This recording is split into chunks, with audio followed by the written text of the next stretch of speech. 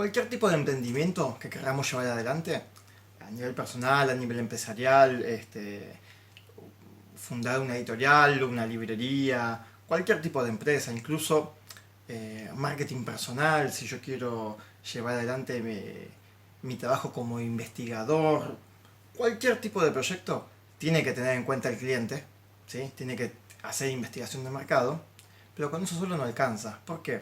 Porque no estamos solos en el mundo, eh, desconectados del ambiente. Estamos insertos en un ecosistema mucho más grande. Es decir, es conveniente para reducir incertidumbre a la hora de la toma de decisiones hacer investigación de la competencia, del entorno competitivo. ¿Por qué? Porque esas otras empresas, esos otros entes que están a nuestro alrededor, van a atentar constantemente contra nuestra rentabilidad.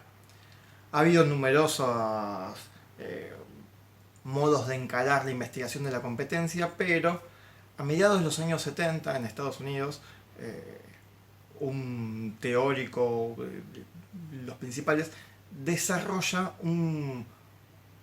una teoría para analizar a las empresas no como unidad, sino dentro de estos entornos mucho más grandes.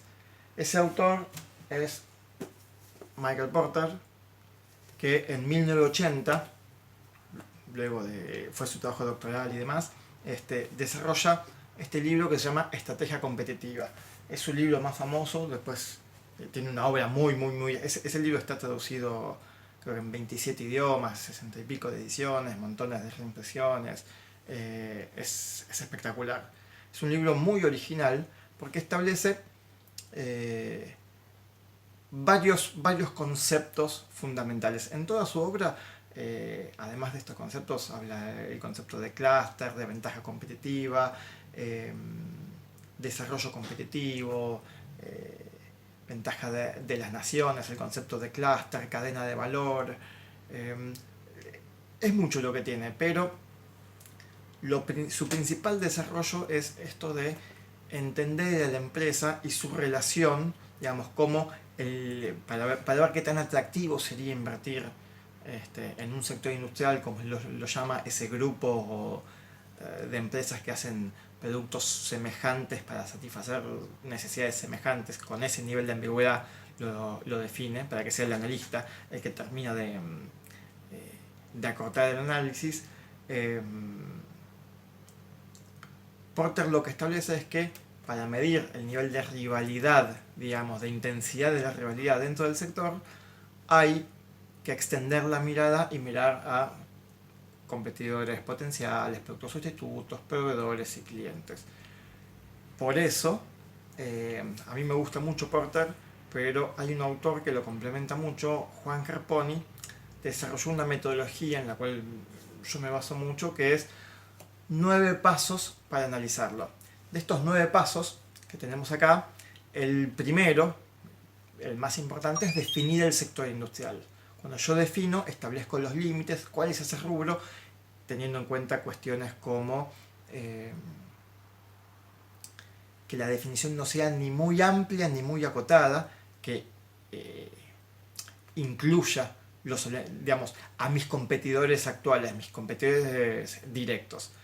Esta definición tiene que tener cuestiones como tener en claro cuál es la región en la cual me estoy desenvolviendo. Es muy común que uno no lo ponga, pero digamos, compito contra editoriales, por ejemplo, de la Argentina, de Capital GBA, de Quilmes, de América, Global, productos físicos, productos digitales, es lo mismo, todo mezclado. Esas cuestiones tiene que definir en la lista con esta primera definición del sector industrial. En esta primerísima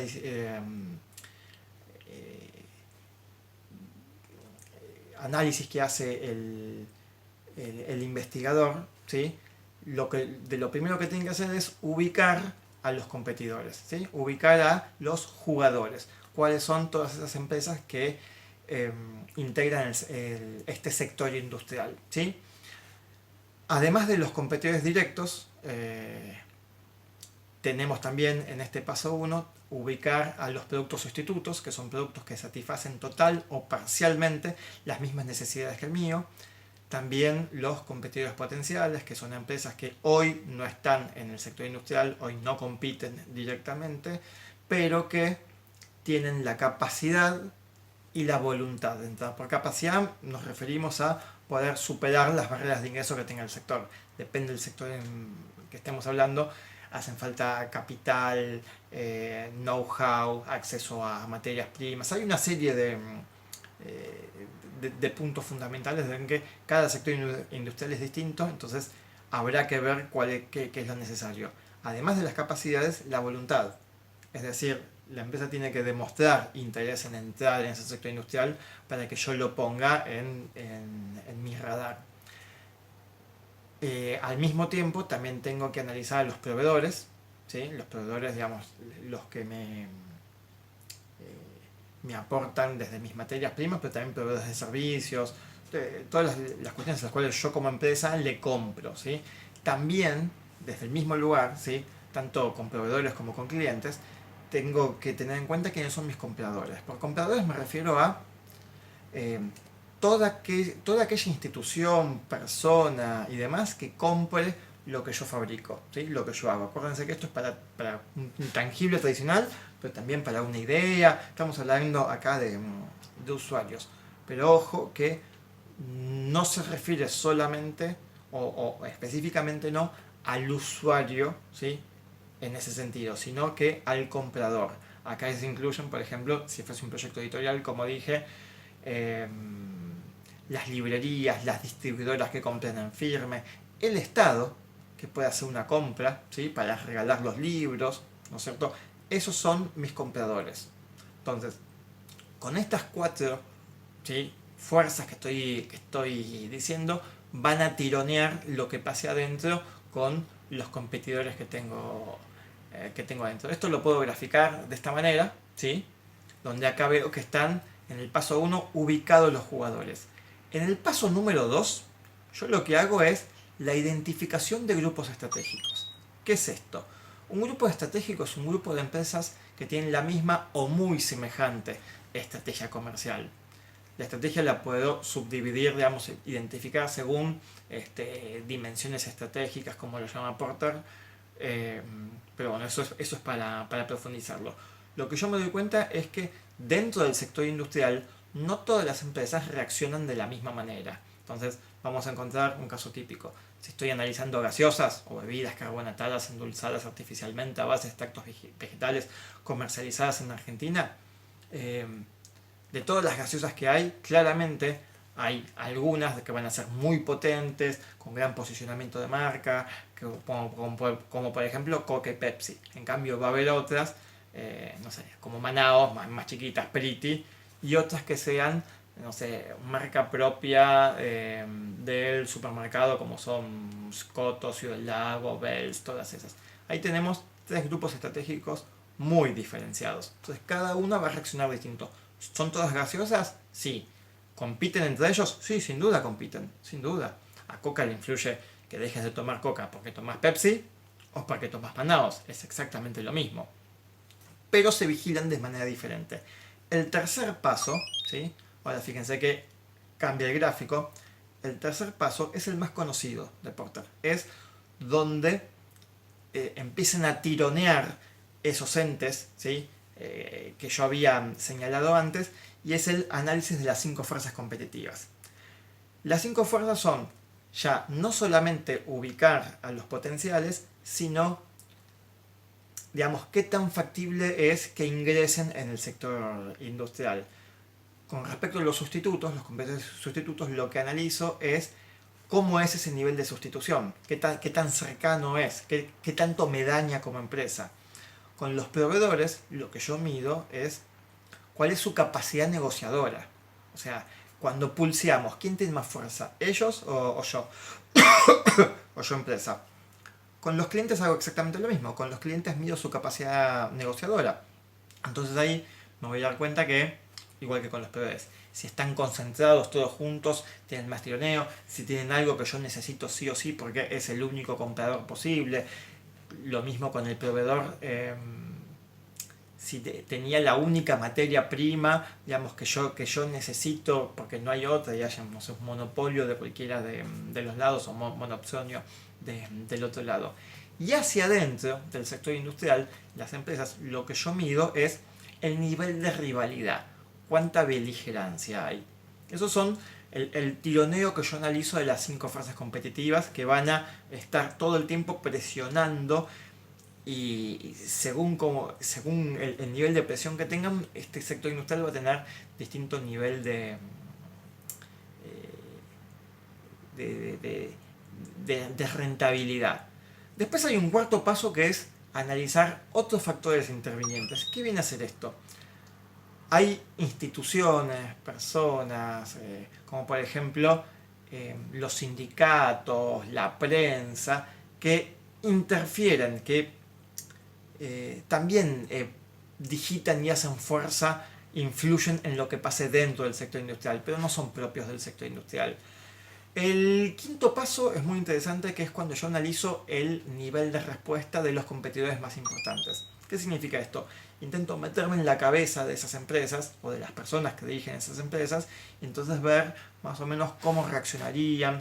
Acá a los que analizo son o a mi principal competidor o a un potencial que verdaderamente, si se mete en el sector industrial, me puede hacer mucho daño. Eh, a empresas de otros grupos estratégicos, pero que tienen gran capacidad de pasar al mismo grupo estratégico que el mío y competirme más fuerte. El sexto paso ya voy con los indicadores de mercado, que son estas señales que hacen las empresas,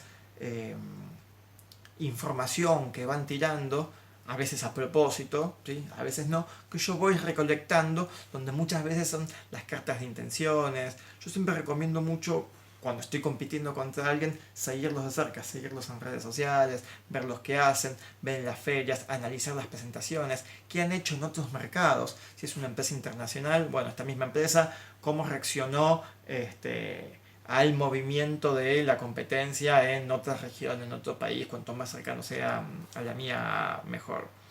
Eh, Al paso número 7 tengo que analizar la estabilidad del sector. Después de todo esto, me fijo qué tan estable es, qué tan posible es que haya movimientos disruptivos, que haya brotes, digamos, de competitividad. El octavo paso, ¿sí? Todo esto fue una foto, ¿no es cierto?, quieta. El octavo paso, lo que hago es intentar ver a futuro, ¿sí? No hacer futurología porque eso no se puede, pero sí ver qué cosas están pasando ahora en el presente, ahora, ¿sí?, que influyen en lo que pueda llegar a pasar el día de mañana. Por eso el octavo paso son analizar productores de futuro, ¿sí? Megatendencias, cuestiones que, por ejemplo, avances tecnológicos, una nueva ley, la moda, cualquier tipo de descubrimiento. Esas son cosas que están pasando ahora. Los signos políticos, si es un gobierno conservador, liberal, de derecha, de izquierda, todo eso me va a ir indicando, ¿sí?, me va a dar algún tipo de norte de cómo se puede llegar a desarrollar. Si yo hasta ahora hice todo esto bien, si yo llevé adelante toda esta investigación, si mandé a la gente a investigar, ¿qué es lo que obtuve? Páginas y páginas y páginas de información. Esa información, para que sea útil para la toma de decisiones, yo la puedo clasificar. ¿Cómo la clasifico? Hay una matriz muy conocidísima, SWOT, DAFO, FODA, ¿sí?, como me gusta llamarla a mí, que lo que hace es que categoriza, ¿no es cierto? Entonces, toda esta información la divide en interna y externa y positiva y negativa, ¿sí? ¿Cuál es la interna? La propia de la organización que está investigando, ¿sí? Si es una librería, si es una editorial, si es una revista científica, si es marketing personal, cualquier tipo de organización, yo me fijo según un objetivo en específico. No haces un FODA general, sino que es para algo en concreto, para un lanzamiento, para competir en un mercado, para ese objetivo en específico. Yo me fijo qué es lo que tengo positivo, cuáles son mis fortalezas, qué es lo que hago bien, ¿sí? Y cuáles son mis debilidades también. Es importantísimo conocer las debilidades propias, ¿sí? Entonces hago la lista de fortalezas, de debilidades, y también me fijo afuera, en el ambiente, hacia afuera. Entonces, en el ambiente, ¿qué está pasando? Entonces, eso lo puedo categorizar y decir, esas cuestiones positivas que están pasando son oportunidades que yo podría aprovechar, pero también hay amenazas. ¿Qué es lo que tengo que hacer con las amenazas? Conocerlas y ver si las puedo neutralizar de alguna manera. Entonces, toda la información que acabo de decir que se pone adentro del FODA, no la invento, sino que como la investigué previamente y ya entendí la lógica del sector, la lógica de estas 5 fuerzas, cómo afectan entre sí, la posibilidad que haya brotes de competencia, cuando ya analicé la influencia de factores externos como podría ser un sindicato o algo por el estilo, ahí es donde la categorizo y la pongo finalmente en el FODA. Hay autores que cuantifican el FODA numéricamente, entonces suman cada uno de estas cuestiones. Yo no soy en lo más mínimo partidario de análisis numéricos porque marean. Te dicen, bueno, ok, te dan menos 25, más 5, menos 10, y la verdad que no necesariamente significa algo. Lo que sí es importante es que toda esa información sí la analice, la vea en profundidad y realmente puede ser que, por más que tenga todo completo de información, es muy posible que haya una amenaza que me tambalee. Entonces, por más que sea una sola, la tengo que conocer y ver qué hago al respecto. Al mismo tiempo, conocer mis fortalezas. Delfos, conócete a ti mismo. Tenés que saber tus fortalezas y tus debilidades. Si no, es imposible generar una buena estrategia comercial. Todo esto que acabo de explicar es para profundizar porque el análisis de la competencia es infinito. Todo el tiempo la organización que está analizando tiene que tener esta actitud de mirar constantemente a la competencia e ir actualizando y desarrollándose porque van a hacer movimientos, me van a intentar copiar, me van a atacar. Entonces constantemente tengo que estar intentando generar esa famosa ventaja competitiva.